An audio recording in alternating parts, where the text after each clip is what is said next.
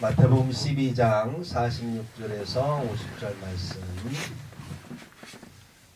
짧기 때문에 같이 한 목소리로 읽도록 하겠습니다. 시작.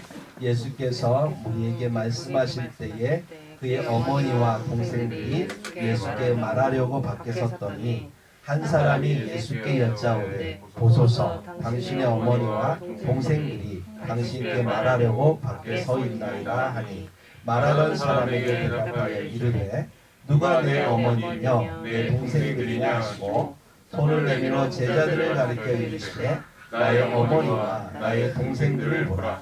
누구든지 하늘에 계신 내 아버지의 뜻대로 하는 자가 내 형제요 자매요 어머니라 하시더라. 아멘. 네.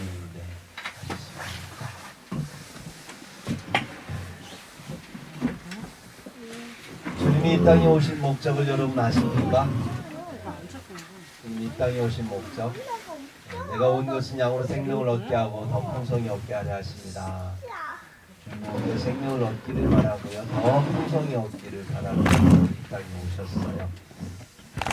아담과 하와가 죄를 범했을 때에 구원을 예고하면서 주신 복음이 있습니다.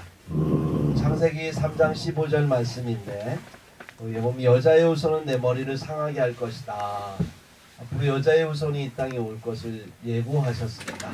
그리고 그 여자의 후손은 이 땅에 와서 옛된 그 사탄을 멸하는 일을 할 것이다 라고 하는 것을 이렇게 미리 예고해 주셨어요. 그리고 지금으로부터 2000년 전에 예수께서 이 땅에 오신 거예요. 하나님의 아들로 이 땅에 오셔서 그 말씀하신 대로 주님은 마귀의 일을 멸하러 오셨습니다. 요한일서 3장 8절에 하나님의 아들이 나타나신 것은 마귀의 일을 멸하라 하심이라 이렇게 말씀하고 있습니다. 마귀의 일을 멸하는 방법은 빌립보서 2장 8절에 10절 보니까 사람 모양으로 나타나서 자기를 낮추시고 죽기까지 복종하셨으니 그 십자가에 죽으심이라. 마귀를 멸하는 방법은 죽기까지 복종하는 겁니다. 그리고 십자가에 죽는 겁니다. 어떻게 이런 일이 있을 수 있을까요? 우리가 죄를 범하고 하나님의 심판에 이른 것은 그 죄는 뭐냐면 불순종이지 않습니까? 복종하지 않은 거예요. 하나님 말씀 앞에. 마귀들이 천국에서 쫓겨난 것도 하나님 앞에 거만하게 복종하지 않아서 그렇습니다. 하나님 말씀에 순종하고 복종하지 않고 어기게 되면 죄를 범하는 거죠. 그래서 이것을 멸하는 방법은 뭐냐면 이 땅에 오셔서 복종하시는 거예요. 그래서 십자가에 죽으심으로 말미암아 불복종하는 자들에 대해서 마귀는 소유권을 주장할 때에 내가 복종함으로 그러므로 십자가에 죽었기 때문에 그러한 그 복종의 그러한 대가, 내 목숨의 대가, 생명의 대가를 대신하여 우리를 구원하시고 우리의 목숨은 하나님 거다 이렇게 주님께서 주장하심으로 마귀가 하는 일, 우리를 불복종하게 해서 우리로 하여금 지옥에 보내는 그 일을 멸하시는 거예요. 그리고 마찬가지로 마귀도 나중에 불못에 던져버려서 멸하시기 위해 주님은 이 땅에 오셨다라고 하는 것입니다. 예수님이 이 땅에 오셔서 선포하신 첫 번째 말씀이 뭔지 여러분 아시죠? 마태복음 4장 17절에 회개하라 천국이 가까이 왔느니라. 네, 주님이 여러분 이 땅에 오셔서 천국을 처음으로 선포하셨다는 겁니다. 천국의 소망 갖고 계신가요? 네. 이 천국의 소망 주님께서 우리에게 주시기 위해서 마태복음 25장 34절에 보니까 이런 말씀하세요. 창세로부터 너희를 위하여 예비하신 나라를 상속받으라 이렇게 말씀하세요. 여러분 천국은 그냥 주님께서 쟤네들이 죄를 졌네? 그러니까 구원해가지고 천국이 필요하겠네? 천국을 만들어야 되겠네? 하면서 그때 우리가 죄를 진 다음에 에덴 동산에서 쫓겨났으니까 천국이 필요하겠구나 이래서 만든 게 아니고요. 이미 창세로부터 너희를 위하여 예비하신 나라, 하나님 나라는 이미 하나님께서 창세로부터 세상을 지을 때부터 그 전부터 주님은 예비하셨어요. 여러분 그러니까 우리가 하나님께서 이 지상 가운데 이런 만들었던 에덴 동산이 우리가 영원히 거하기 위한 곳이 아니었던 거예요. 네. 우리는 성경에 읽다 보면 에덴 동산 이야기를 읽다 보면 너무 아쉬울 때 많죠.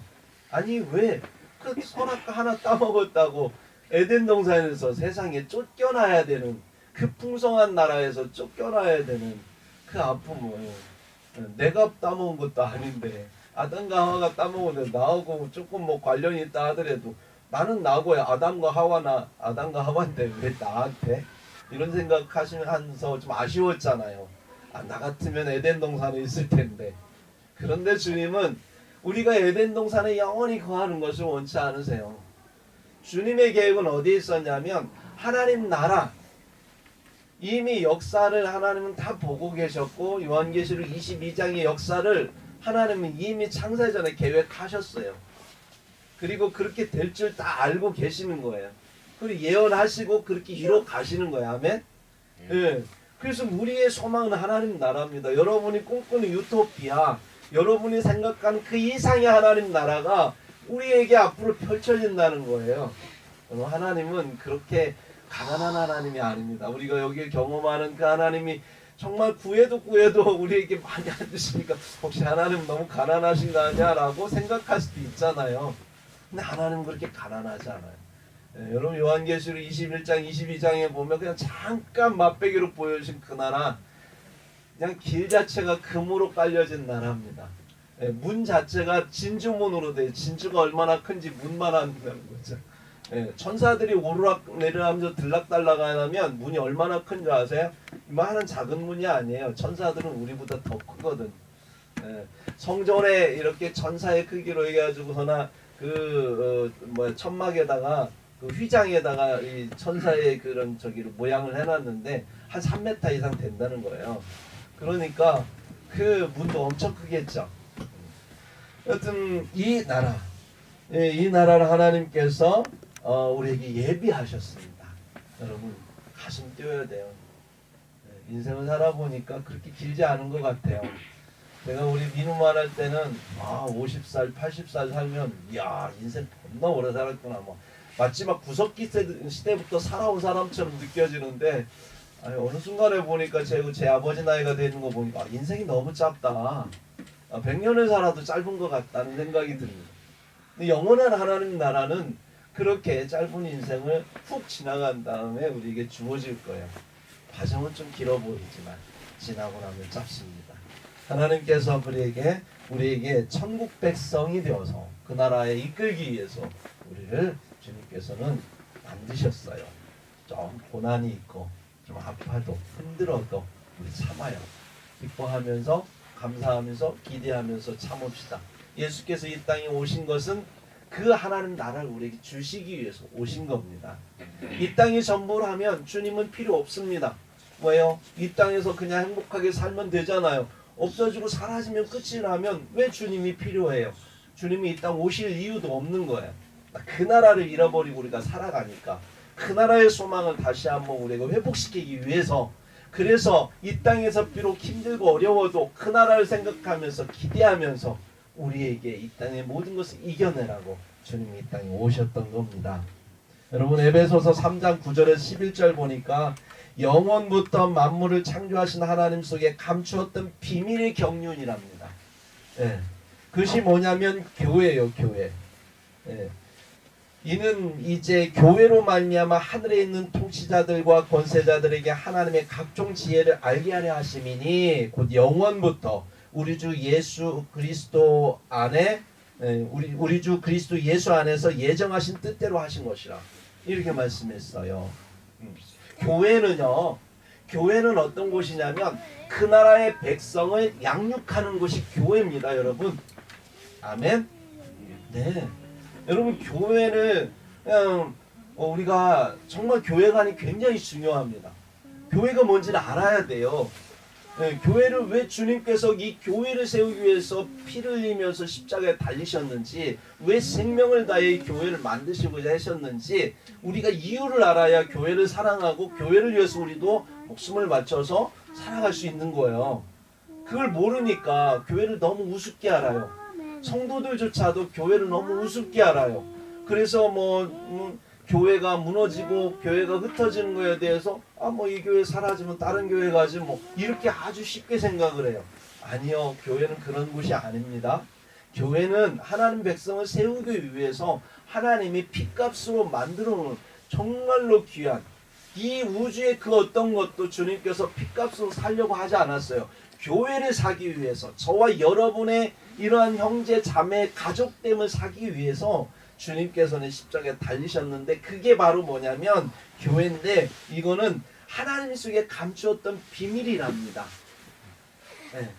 이건 하나님 속에 감췄던 비밀의 경륜이 나타난 거고, 하나님의 각종 지혜가 어디에 있느냐면 교회 안에 있다는 거예요, 여러분. 하나님은 이 세상 가운데에서 교회를 만드시고 그 교회 안에 하나님의 지혜를 담아 놓으셨어요. 교회를 통해서만이 우리는 하나님의 지혜를 알 수가 있습니다. 교회는 어떻게 세워지는 것일까요? 교회는 예수님께서 12제자들을 3년 반 동안 훈련시키셨어요. 데리고 다니면서 동고동 났겠지. 먹고 마시고, 때로는 적들에게 막 고난을 당하고 고통을 당할 때 함께 주님께서는 함께 하시고, 때로는 못 먹을 때도 같이 못 먹기도 하고, 얼마나 못 먹었으면 제자들이 배고파갖고 옆에 밀밭에서 밀 훑어먹을 정도로 못 먹을 때도 있었고요. 어떤 때는 먹을 것이 없어 배고픈데 오병이어의 역사를 통해서 또 풍성하게 먹을 때도 있었고요.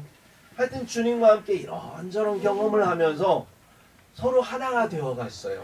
12명의 제자들이. 교회가 태동되기 위해서, 성령 안에서 교회가 태동되기 위해서 먼저 예수 안에서 12명의 제자들이 교회를 경험했습니다.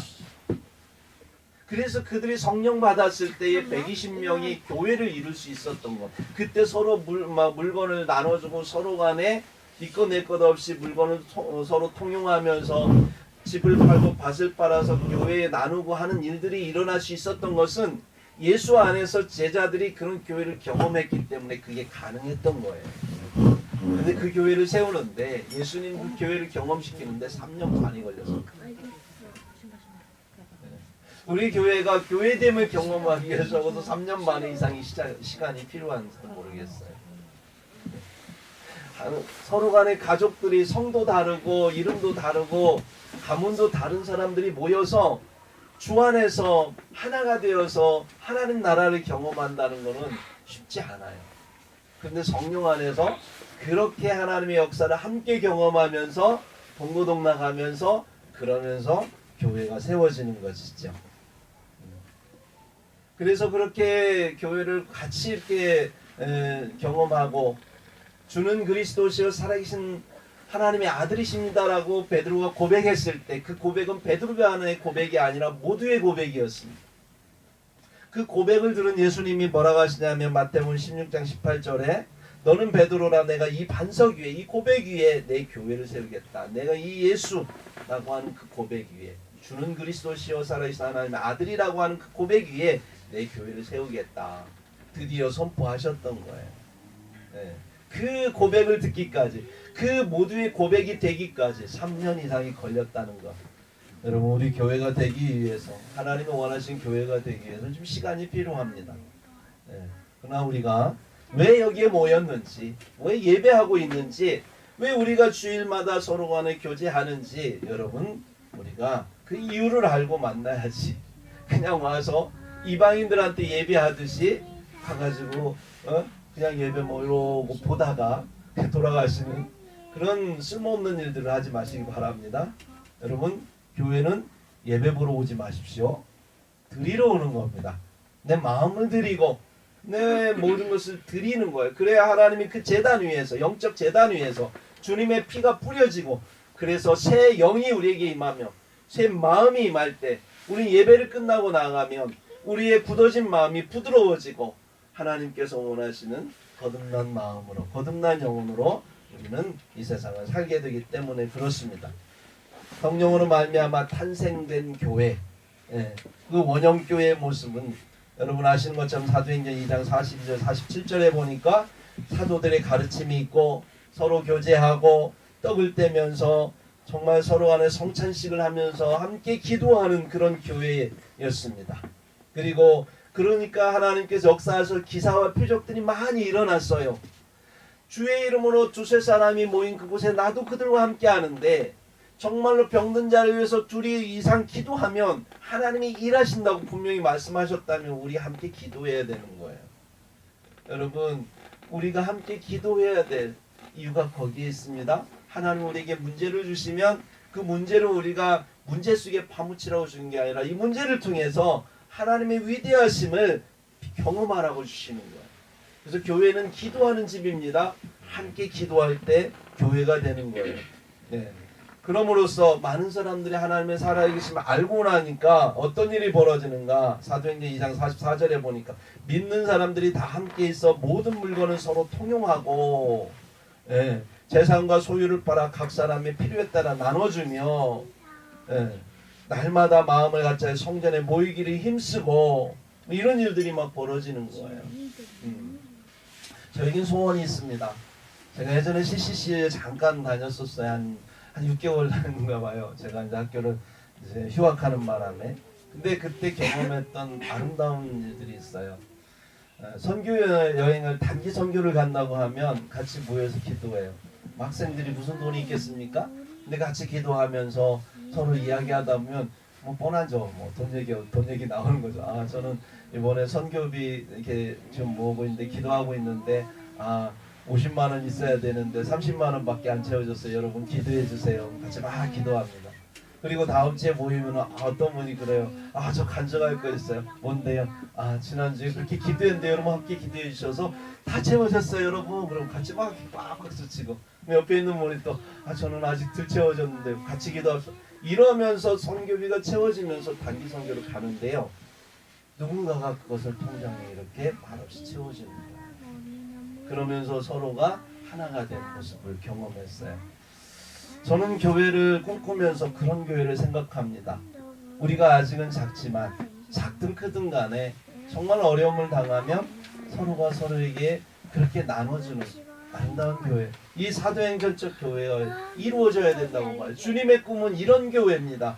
모여서 예배한다고 와가지고 예배만 보다가는 그러면서 일주일에 그냥 나는 의무를 다 했다라고 하면서 나는 천국 티켓 땄다고 생각하면서 그냥 생각 없이 살아가는 그리스도인이 아니라 정말로 이 공동체 안에서 그런 사랑의 움직이는 교회를 하나님 원하십니다.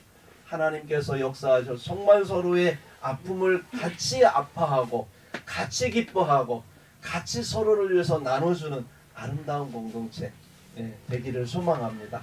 여러분 이렇게 같이 점심때 정말 본인들이 가져와서 음식 해와서 같이 먹으면 얼마나 아름답습니까?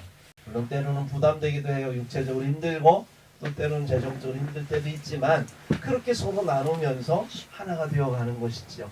좀 더 나중에 소망이 있다면 저는 그러고 싶어요. 우리 교회가 좀 어느 정도 성장하고 그러면 가난한 사람들에게 지켜보면서 그분들을 어떻게 도울 건가 함께 공동체가 고민했으면 좋겠고 같이 기도했으면 좋겠고 좀 넉넉한 사람들이 같이 나누는 그런 정말 사도행전적 교회가 우리 교회가 되기를 소망합니다. 아멘. 여러분 동의하세요? 네, 하나님의 나라를 그게 하나님 나라거든요. 그 나라를 주님께서는 이 교회를 통해 만드시고 원하십니다. 교회는요 천국 백성을 하나님 농사하시는 곳이에요. 하나님 양육하는 곳이 교회입니다. 천국은 무엇인가? 마태복음 13장에 쭉 나열하고 있는데 거기에 보면 이런 말씀이죠. 천국은 마치 자기 밭에 겨자씨 같다. 겨자씨 같다라고 표현하는데 그 겨자씨는 아주 작아요. 여러분 천국은 어떻게 시작되냐면 말씀이 뿌려지면서 시작되는 겁니다. 말씀이 우리 마음에 뿌려질 때 아주 작은 파문을 일으켜요. 뭐 엄청나게 우리가 공포로 다가오잖아. 여러분 말씀 들으면 막 그게 막 중압감으로 다가오고 막 여러분 힘들게 다가오는 게 아니라 말씀이 다가올 때는 아주 작게, 아주 부드럽게, 아주 평온하게 다가와요. 별것 아닌 것처럼 그냥 우리 귀에 스쳐 지나가는 것 같지만 그러나 그 아주 작은 보잘것없는 그 말씀이 내 영향력을 미치는 것 같은데 마태복음 13장 33절에 보니까 천국은 마치 가루 서말 속에 있는 누룩과 같다. 누룩은 아주 작지만 이게 퍼지기 시작하면 온 그 가루를 갖다가 이렇게 발효시키지 않습니까? 그런 것처럼 하나님의 말씀이 땅에 떨어지면 아무것도 아닌 것 같은데 그 말씀을 여러분들이 듣고 그 말씀에 순종하고 그 말씀을 살아내다 보면 어느 순간에 그 말씀이 여러분의 삶을 주장하는 말씀이 되고 여러분의 삶을 천국처럼 행복하게 여러분의 삶을 인도한다라고 하는 거예요. 하나님의 나라는 그렇게 우리에게 역사하신다는 겁니다. 마태복음 22장 2절에 보니까 천국은 마치 아들을 위해 혼인잔치를 베푼 임금과 같다 그랬어요.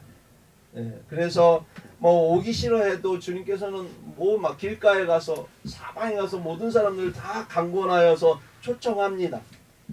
그래서 교회는 아무나 올 수 있어요. 그런데 여러분 아무나 온다고 해서 아무나 천국에 들어가지 못해요. 들어가도 쫓겨난대요. 왜요? 들어올 때 주님께서 반드시 하시는 게 뭐냐면 예복을 주십니다. 의의 예복, 예수 그리스도의 의의 예복, 구원의 옷을 입고 와야 돼요. 이사야서에 보면 구원의 옷과 의의 겉옷을 주님께서 주신답니다. 이것을 받았으니 이것을 입고 와야 되는 거예요. 그래야 천국에 들어가는 거지. 교회도 아니. 쉽게 이 말은 무슨 얘기냐면 교회에는 누구나 오시오. 그러나 천국에 들어가는 사람은 주님께서 교회를 통하여 예수를 통하여 만들어 놓은 그 의의 그 가죽옷을 입어야 되는 거예요. 예수 그리스도의 십자가를 통하여 만들어 놓은 구원의 가죽옷을 입어야 주님께서 그 예복을 입어야 그래야 우리가 하나님 나라에 들어간다라고 하는 거예요. 그러지 않으면 쫓겨납니다. 또 마태복음 25장 1절에 보니까 천국은 마치 등을 들고 신랑을 맞으러 나간 열처녀와 같다 이렇게 표현합니다. 거기에서 보면 주님 오실 때 그 열처녀 중에 5처녀는 못 들어가요. 5처녀는 들어가는데 차이가 뭐였냐면 5처녀는 열처녀는 다 등불이 있었는데 그 중에 5처녀는 기름을 준비했다는 거예요. 성령의 기름을 준비했어. 성령 충만한 거야. 그냥 교회만 왔다 갔다 하는 사람이 아니라 성령 충만한 사람이 결국은 예수 그리스도 신랑 되신 예수 그리스도를 맞이하게 된다라고 하는 것을 말씀하고 있습니다. 이렇게 천국을 맛본 사람, 천국이 무엇인지 아는 사람, 마태복음 13장 45절에 보니까 천국은 마치 좋은 진주를 구하는 장사와 같다. 그래서 좋은 진주를 구하기 위해서 자기의 전부, 인생의 전부를 갖다가 다 거는 사람이 되는 거예요. 천국은 그런 거래요. 인생을 우리가 정말 천국을 진짜 믿는다면 하나님이 내게 진짜 천국을 주시기를 그리고 존재하는 걸 내가 믿는다면 내 인생을 거는 거 진짜 그 사람이 천국을 받을 수 있다는 거예요. 마태복음 13장 47절에 보면 천국은 마치 바다에 치고 각종 물고기를 모은 그물과 같다. 그래서 그물을 막 이렇게 잡아당기면 많은 물고기들이 있잖아요. 다 거두는 게 아닙니다. 그 중에 죽은 것들은 골라내고 버리고요. 어떤 건 작은 거 새끼들은 조금 더 살라고 바다에다 던져고요. 좀 이렇게 튼실하고 먹기 좋은 것만 골라서 여기 담는 거거든. 그런 것처럼 천국은 정말 알고 정말 하나님께서 보실 때 열매가 있는 그 사람들을 주님께서 천국에 이끄신다는 겁니다. 교회는 그러한 천국에 합당한 사람들을 양육하기 위해서 주의 백성을 삼기 위해서 주님은 교회라는 곳을 만드셨어요. 그리고 거기에 하나님의 각종 지혜를 담으셨습니다. 그래서 그렇게 알게 하심으로 에베소 4장 13절에 보면 우리가 다 하나님의 아들을 믿는 것과 아는 일에 하나가 되어 그냥 믿는 것을 끝나는 게 아니고 믿음으로 알게 돼서 아는 것에 하나가 되어야 되는 겁니다. 믿음과 알미 하나가 될 때 온전한 사람이 되는 겁니다. 온전한 사람을 이루어 그리스도의 장성한 분량이 충만한 데까지 이르리니 자란다는 거예요. 성장한다는 거예요. 교회에서 우리가 말씀을 들으면 그 말씀이 내 안에서 자라남으로 내 인격화되고 말씀이 삶이 되고 삶이 인격이 되고 인격이 교회가 되는 이 표어가 괜히 만들어진 게 아니라 이 말씀에 근거한 겁니다. 그래서 우리가 교회를 통해서 여러분 우리가 예수님을 닮아가는 거예요. 예수님을 닮기 위해서 교회에서 훈련받는 겁니다.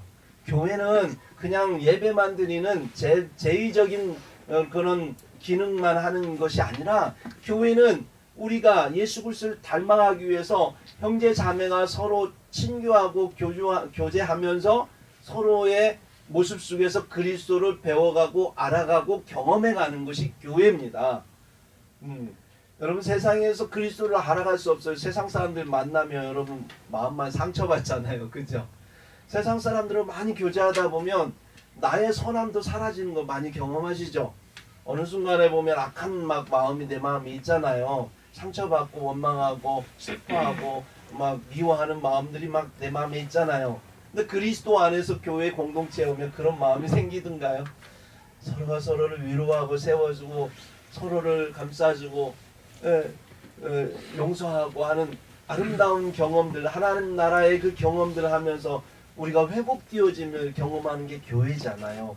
하나님은 유일하게 그 교회를 통해서 하나님 나라의 백성으로서 갖춰야 될 그런 인성들, 하나님의 신의 성품에 참여하는 인성들을 교회의 성도들을 통해서 서로 경험케 함으로 우리를 양육하고 성장시켜가는 거예요. 그래서 교회가 필요한 거예요, 여러분. 아멘. 네. 저는 교회가 뭔지를 알고 나서 정말로 교회를 위해서 하나님이 얼마나 이 교회를 세우기 위해서 애를 쓰셨는지, 죽기까지, 죽지 않으면, 당신이 죽지 않으면 이 교회가 세워질 수 없어요. 누군가의 희생이 필요하고 누군가의 정말 목숨을 다하는 그러한 희생이 필요할 때 교회가 세워지기 때문에 주님이 십자가를 지셨던 거죠. 그렇게 천국 백성이 교회를 통해서 양육되면 주님이 다시 오세요. 뭐요? 추수하러 주님이 오십니다. 요한계시록 11장 15절에 일곱째 천사가 나팔을 불매 하늘에 큰 음성들이 나서 이르되 세상 나라가 우리 주와 그의 그리스도의 나라가 되어 그가 세세토록 왕노릇 하시리로다 하니 이게 말씀하고 있어요. 역사의 끝은 뭐가 되냐면 세상 나라가 그리스도의 나라가 됩니다. 예수님이 오시면 역사는 이제 BC와 AD로 갈라진 것처럼 주님이 오셔서 두 번째 오셔도 갈라져요. 세상 나라의 시대와 그리스도의 나라의 시대로 바뀌어요. 그걸 우리는 천년왕국이라고 하잖아요. 그래서 거기에 누가 들어가요? 교회가 들어가는 거예요. 아무나 들어가는 게 아닙니다. 교회가 되지 않은 사람은 들어갈 수 없습니다. 다 여기 세상에서 멸망당하는 거지. 주를 인정하고 하나님 나라를 소망하는 사람들, 그들이 그리스도의 나라의 백성이 되는 것입니다.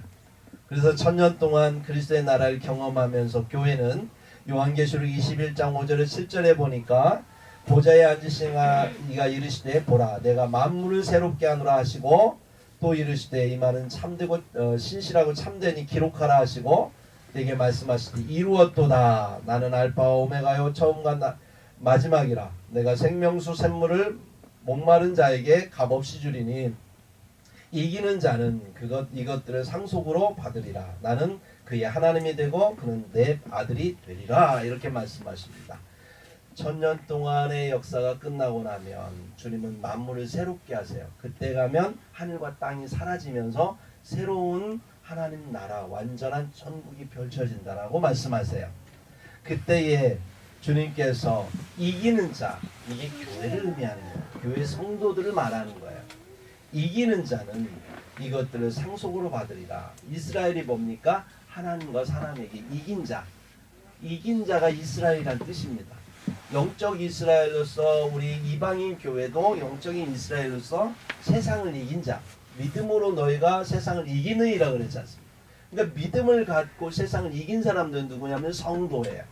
성도, 무리, 거룩한 무리, 그건 교회를 말하는 거죠. 그러니까 그 교회는 이것들을 상속받는다는 거예요. 나는 그의 하나님이 되고 그는 내 아들이 되리라. 여기에서 보니까 주님께서 하나님과 그 가족되는 그런 모습을 볼 수가 있습니다. 이것은 창세전에 계획했다고 했죠. 에베소 1장 4절에 보니까 창세전에 그리스도 안에서 우리를 택하사 우리로 사랑 안에서 그 앞에 거룩하고 흠이 없게 하시려고 하셨다는 거예요. 여러분 이것은 하나님의 계획이었습니다. 어쩌다가 실수로 그걸 보완하기 위해서 우리들이 죄졌으니까 어쩔 수 없이 저들을 살리기 위해서 주님께서 그냥 궁여지책으로 만든 그런 나라가 아니라 하나님께서는 이미 창세전에 계획하시고 그 나라를 이루시기 위해서 하나님은 역사하고 계신다라고 하는 것이에요. 하나님 나라의 모습은 가족이에요. 가족. 여러분. 네, 가족이에요. 그래서 주님께서 오늘 본문에 말씀하셨죠. 본문이 짧아갖고 배경이 길었죠. 본문에 주님께서 뭐라고 하십니까? 12장 50절 같이 한번 읽어볼까요? 시작. 누구든지 하늘에 계신 내 아버지의 뜻대로 하는 자가 내 형제요 자매요 어머니니라 하시더라.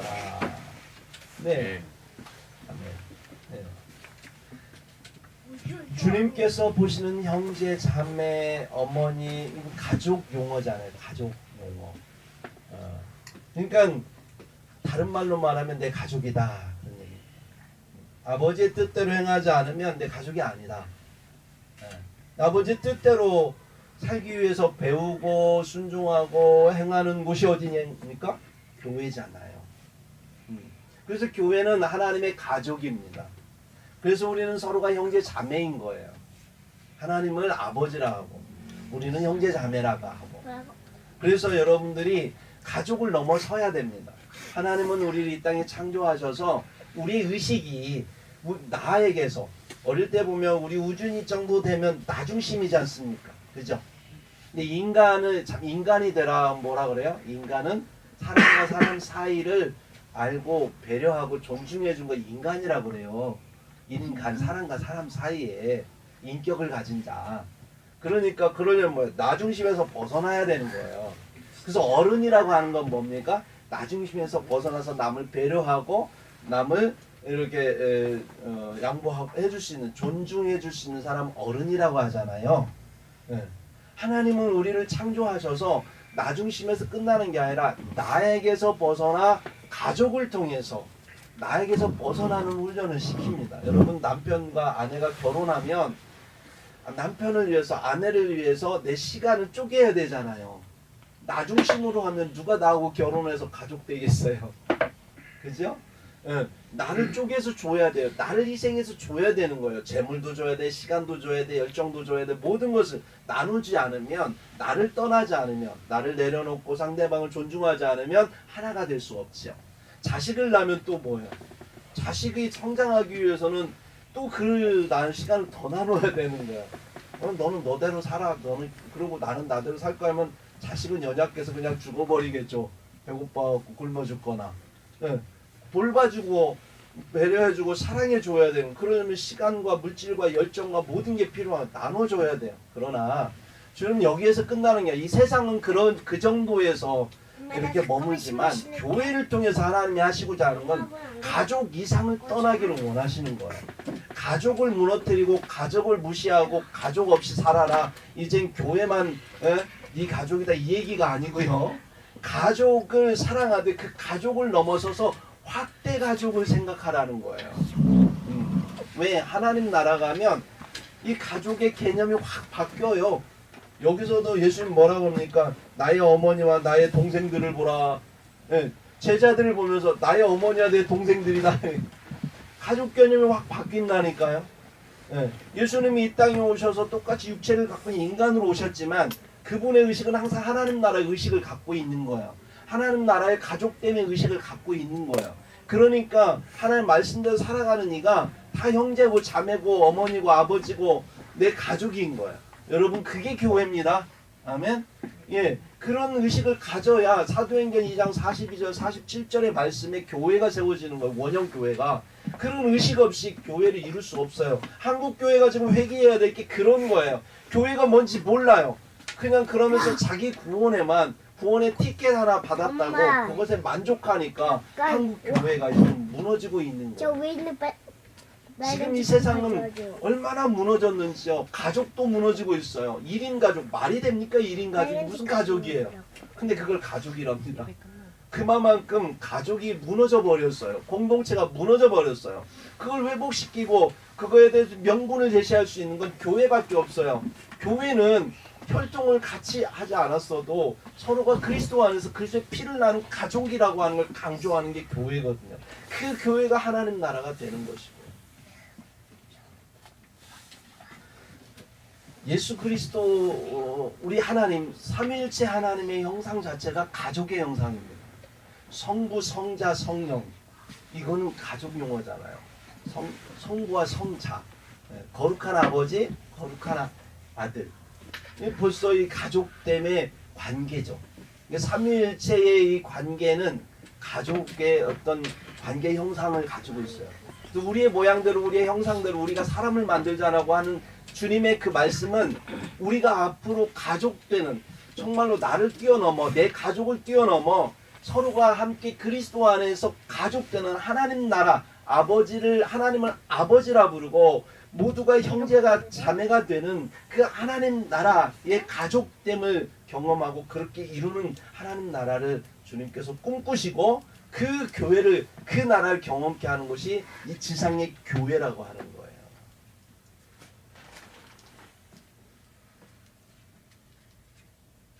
주님은 그런 말씀을 강조했을 때 베드로가 그것을 깨달았나 봐요. 그랬더니 누가복음 18장 28절 30절에 베드로가 여짜오되 보옵소서 우리가 우리의 것을 다 버리고 주를 따랐나이다 하면서 베드로가 흡족해가지고 나는 이제 주님의 뜻을 안다.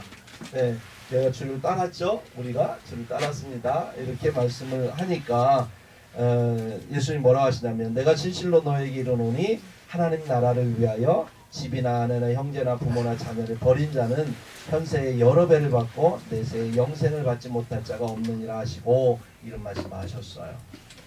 진짜 버리라는 얘기가 아니고요. 그런 의식을 가지라는 거예요.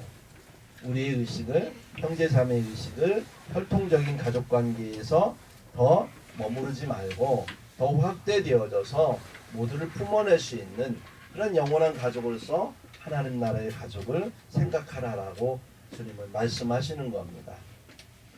주님은 계속해서 하나님 나라를 말씀하고 계십니다. 마태복음 12장 28절에 내가 하나님의 성령을 힘입어 귀신을 쫓아내는 것이면 하나님 나라가 이미 더 임하였느니라.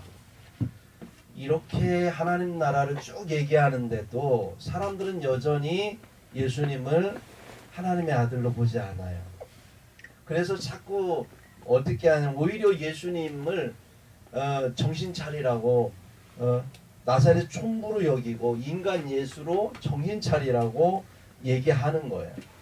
그래서 46절 47절에 보세요. 예수께서 무리에게 말씀하실 때에 막 하나님 나라를 얘기하고 있습니다. 그럴 때 그의 어머니와 동생들이 예수께 말하려고 밖에 섰어요. 그랬더니 한 사람이 예수께 나와서 여짜오되 뭐라고 하냐면 보소서 당신의 어머니와 동생들이 당신께 말하려고 밖에 서 있나이다. 무슨 말씀하세요? 지금 당신은 인간 예수로서 지금 마리아의 아들 아닙니까? 밖에 있는 야고보의 형 아니에요? 이러면서 당신은 당신 가족이 여기 있지 않아요. 무슨 하나님 나라에 무슨 이상한 얘기 하세요. 정신 차리세요. 당신의 가족은 어머니 아버지 어머니와 형제들은 여기 있습니다. 눈으로 보세요. 지금 그거 가르치고 있는 거죠. 네. 그렇게 주님께서 계속해서 천국에 대해서 얘기하고 하나님 나라에 얘기하고 교회 얘기하고 막 하는데도 여전히 사람들의 생각은 거기서 주님의 말씀을 이해하지 못하고 있는 거예요. 그래서 주님께서 하신 말씀이 누가 내 어머니며 누가 내 동생들이냐 그렇게 말씀하시면서 굉장히 답답해 하시면서 내 아버지의 뜻대로 하늘에 계신 내 아버지의 뜻대로 행하는 자 그가 바로 형제고 자매고 어머니다 라고 말씀하시는 겁니다. 여러분 하나님 나라의 영원한 가족으로서 여러분 인정하십니까? 교회에 대한 그러한 인식을 여러분들이 바로 하시지 않으면 교회는 세워질 수 없어요. 내가 지금 기도할 때 여러분 하나님 아버지가 자연스럽게 안 나오고 하나님 나오면 우리는 생각해 봐야 돼요. 하나님하고 오면 아버지와의 관계가 평상시 안 좋은 사람들은 하나님을 아버지라고 부르는데 굉장히 어려울 거예요. 왜냐하면 하나님 아버지 그러면 옛날 아버지가 생각나니까요. 그래서 못 부른다면 그건 괜찮습니다. 그런데 하나님 아버지라고 인정하기가 참 그렇다. 아버지로 아직은 천지를 창조하신 하나님을 인정하는데 아버지라고 부르기는 내가 자녀라고 인정이 안 된다 라고 한다면 신앙적인 문제가 있는 거예요. 왜냐하면 갈라디아 4장 6절에 보니까 너희가 아들이므로 하나님이 그 아들의 영을 우리 마음 가운데 보내사 아빠 아버지라 부르게 하셨느니라. 그러니까 성령께서 우리 안에 들어오시면 우리가 하나님을 아빠 아버지, 옛날 성경에는 아바 아버지 그러죠. 아빠 아버지라 부르게 된다는 거예요. 그러니까 내가 부르고 싶어서 부르는 게 아니라 내 마음에 그 마음을 주신다는 거예요. 여러분 그래서 하나님을 부를 때 하나님 아버지 이렇게 부르는 것이 정상입니다. 그리고 하나님은 그렇게 부르시기를 원하세요. 그렇죠? 우리 민우가 저를 보면서 서재현님, 씨 이렇게 부르면 되겠어요? 제 이름이 그렇다고?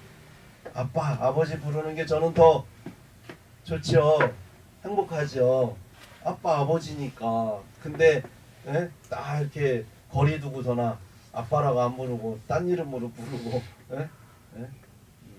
민혁이 아버지 이렇게 부른다고 생각해보세요. 민우가. 그러면 제가 느낌이 어떨 것 같아요? 저 녀석 봐라. 나한테 뭔 악한 감정이 있나? 이런 생각할 수 있지 않습니까? 아버지는 아들이 부를 때 아버지 불러주기를 원하지 아저씨 또는 하나님 나하고 관계가 좀 먼 그런 분으로 불러주기 원치 않아요. 그래서 여러분 하나님께 기도할 때 하나님 아버지 부르는 게 하나님 기뻐하시는 것이죠. 그러므로 우리가 서로 아빠 아버지라고 하나님 앞에 부른다고 우리 형제 자매인 겁니다. 근데 그렇게 아빠 아버지라고 부를 수 있는 자녀는 종과 달라서 종은 수동적으로 주인의 말을 따르지만 아들은 어떻게 하면 아버지가 기뻐하실까 이거를 생각하는 게 자녀의 모습이잖아요. 그래서 자원함과 기쁨으로 하나님의 말씀을 행하게 되는 거예요. 아버지의 뜻을 행하게 되는 거예요. 그래서 아버지의 뜻대로 행하는 자라야 그가 내 형제고 자매요 아버지라 어머니라 말씀하는 것은 그렇게 하나님의 가족됨으로써 자원함으로 기쁨으로 하나님의 말씀을 함께하는 공동체, 그게 바로 하나님이 원하시는 교회다라고 하는 것입니다.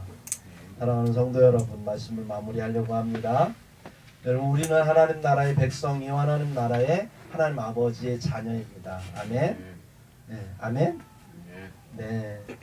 그러므로 우리가 주님의 하신 말씀을 순종하고 그 아버지의 뜻이 무엇인지 아는 것 굉장히 중요하죠. 그래서 우리가 성경 공부를 열심히 해야 되는 거예요. 배워야 되는 거예요. 그래야 주님의 뜻이 뭔지 알죠. 그리고 알면 우리가 그 말씀을 가지고 살아내는 거죠. 그럴 때 아버지는 기뻐하시는 겁니다. 아버지의 영광은 아버지가 원하는 것대로 자녀가 성장하는 게 아버지의 영광이죠. 아무리 세상에서 잘나고 잘 나가도 아버지가 원하지 않으면 그 자식은 별 볼일 없는 거예요. 대통령이 됐는데 나몰라라 한다면 아버지를 나몰라라 한다면 그런 아들이 뭐가 필요합니까? 그렇죠? 비록 조금 힘들게 살아도 나를 아버지라고 부르고 나를 위해서 함께하는 자식이 중요한 거지. 막 저 잘나가지고 대통령까지 됐는데 나는 아버지가 누구세요? 아버지 찾아오면 누구세요? 한다면 그런 자식을 둔 아버지에게 영광이 될 수 없죠. 그래서 여러분 하나님께 영광은 하나님을 아버지라 인정하고 믿고 신뢰하는 그런, 그래서 그분을 높이기 위해서 자원함으로 기쁨으로 아버지의 뜻을 깨달아 알고 그 삶을 살아내는 그러한 형제 자매가 되기를, 하나님의 가족이 되기를 예수 이름으로 축복합니다. 기도하겠습니다.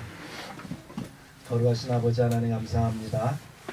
오늘 하나님께서 교회가 무엇인지, 하나님께서 이 교회를 세우기 위해서 어떤 계획을 갖고 계셨고 하나님의 비밀 가운데에서 지금 우리 이렇게 주님의 핏값으로 교회를 세워주심에 감사합니다. 주님께서 우리를 모아주셨고 관계하게 하셨사오니 힘써 주님의 교회를 지키게 하시고 세우게 하시고 하나님 안에서 주님의 가족됨을 이루어갈 수 있도록 우리 모두를 축복해 주옵소서. 우리 예수 그리스도의 이름으로 기도하옵나이다. 아멘.